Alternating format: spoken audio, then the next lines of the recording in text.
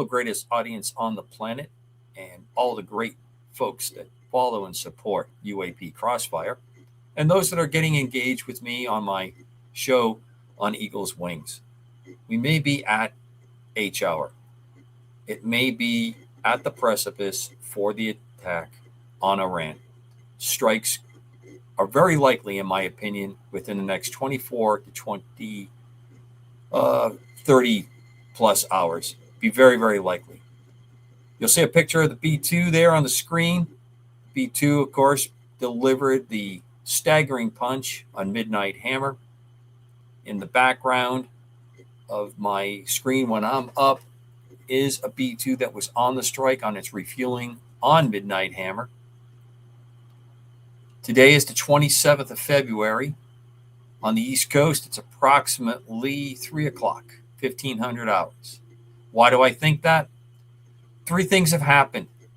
The Iranians have come out and said there's been great progress, but they're not ready to make any concessions. Kind of a typical move on a delaying tactic. The next part is almost every piece of hardware that isn't needed someplace else in the world has positioned itself in and around Iran. And finally, there's been a lot of diplomatic calls that have been put out by various nations for their personnel to leave the area or to seek better shelter. In general, when these kinds of things happen, world governments will talk to each other.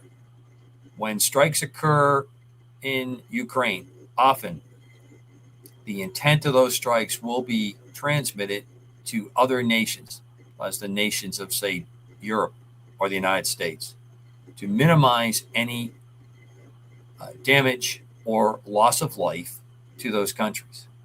We're seeing that happening now. There's been a buildup over the last few weeks, but in the last few hours, in the last 12 hours especially, there has been a great deal of messaging that has gone out and movement in that area.